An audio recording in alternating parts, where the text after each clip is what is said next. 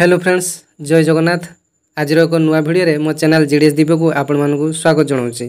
तो फ्रेंड्स, ओडिशार जो भाई भौणी मैंने 2024 गवर्नमेंट बीएड एमएड बीएचईडी एवं पीजी एंट्रांस एप्लाई करते तो से एग्जाम को नहीं एक गुरुत्वपूर्ण अपडेट आसी जो थे कि एग्जाम डेट रो रीशेड्यूल आसी। पूर्व निर्धारित डेट गुड़ाक चेंज हो नुआ डेट आसी। तो jar online admit card T आसो 22 जुलाई 24 रे एसएसबी साइट रे आपण माने देखि परिबे।